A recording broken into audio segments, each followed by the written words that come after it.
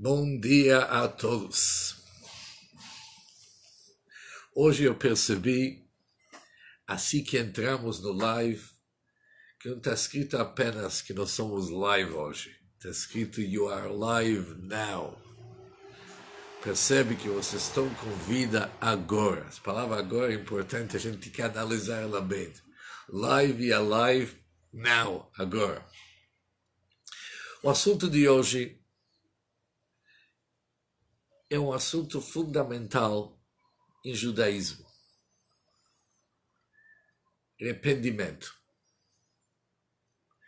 Mas como trazer alguém para arrependimento? E vamos estudar um assunto que vem da Bíblia mesmo, profetas, e tanto para aprender um incidente que vamos analisar hoje detalhe por detalhe.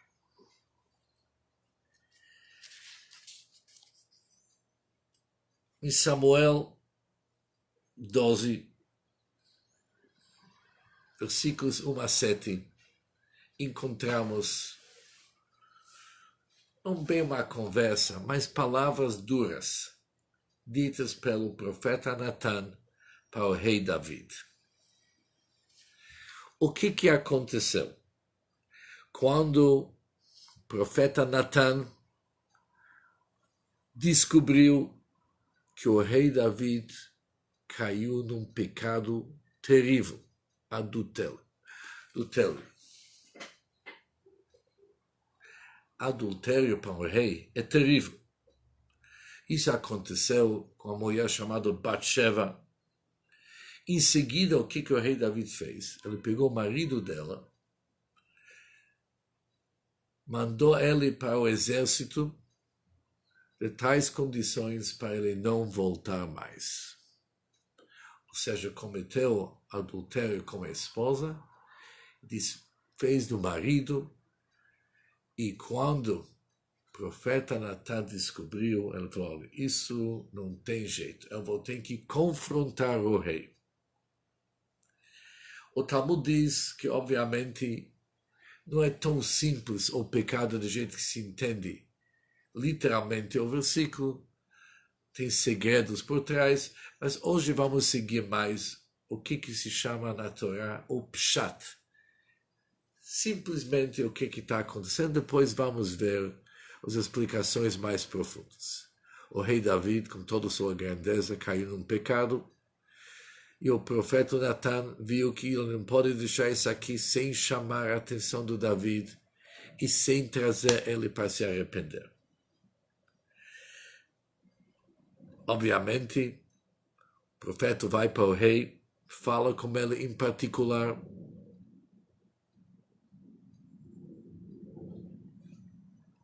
com uma grande intenção de despertar sentimentos de arrependimento no rei.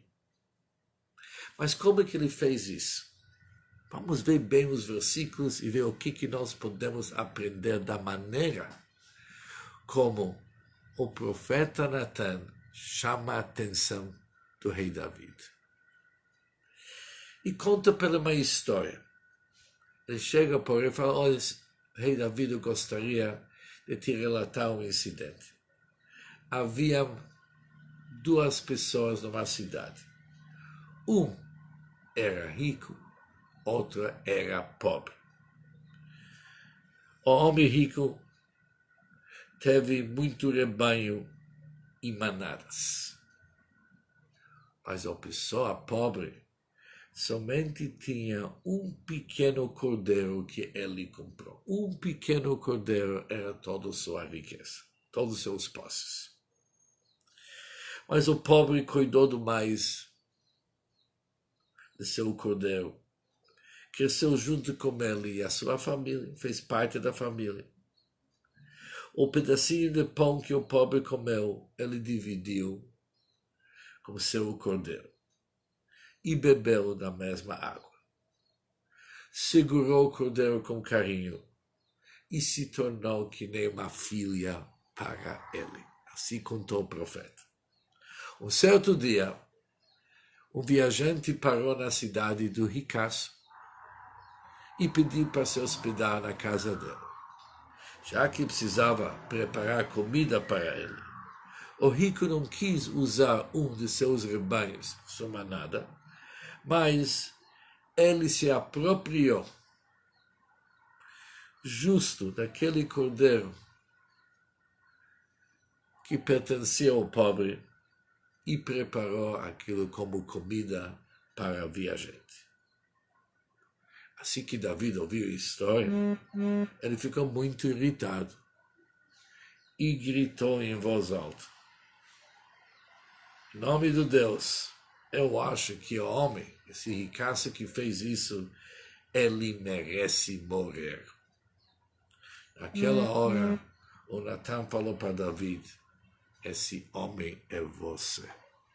Você acabou de dar o decreto sobre o teu comportamento.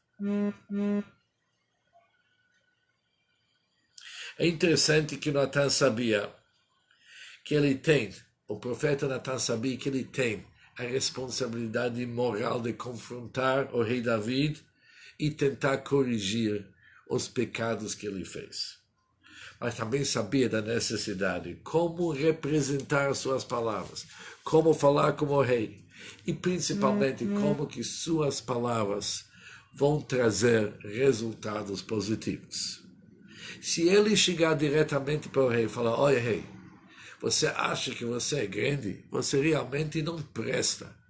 Você é um cara com caráter terrível. Olha o que você fez. Você pegou uma mulher de uma outra pessoa e não só isso.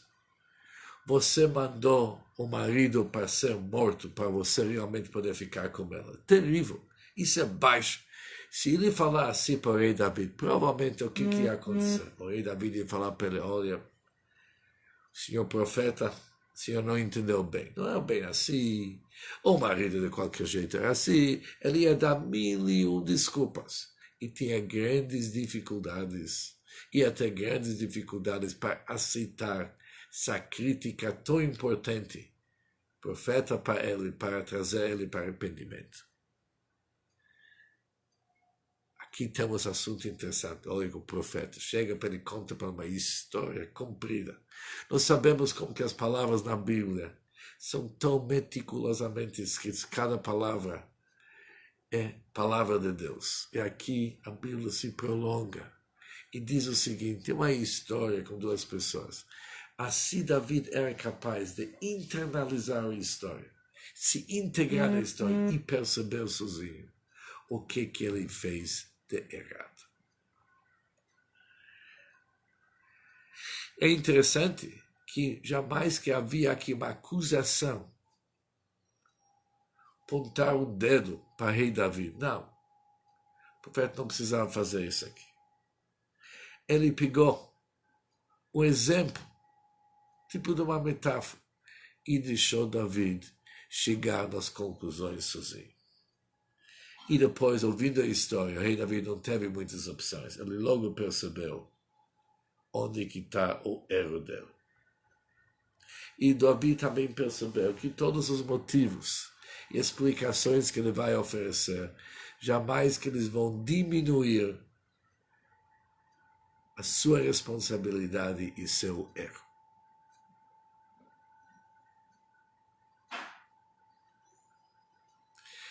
Isso é algo que nós devemos aprender a aplicar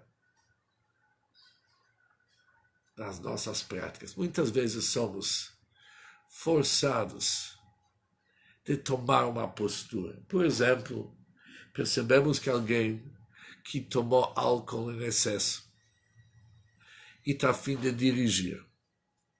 Nós não podemos ficar do lado, sabendo da história, e falar: olha, isso não tem nada a ver comigo, a responsabilidade é dele. Não, nós somos cúmplices se a gente não faz nada. Mas também devemos saber como falar. Se naquela hora nós vamos começar a gritar de uma forma descontrolada e tentar conscientizar a pessoa daquilo que ele está fazendo, provavelmente nós não vamos ter sucesso. Mas se nós vamos ter um pouco assim de arte na forma que vamos falar e tentar induzir a pessoa para ele chegar na conclusão do perigo que ele está correndo, e o perigo que está colocando os outros. Se nós vamos pensar bem como apresentar o nosso argumento para o bem do outro, nós vamos ter muito sucesso. E isso é algo que nós devemos aprender hoje. Como falar, como apresentar um argumento. O profeta nos ensina. Conta uma historinha, dá uma parábola. Se prolonga. Não vai direto no assunto, mas deixa o assunto claro. Deixa o assunto tão claro e resolve. Importante é resolver. Saindo assim, começa a lição, obviamente, isso vai melhorar o relacionamento entre nós.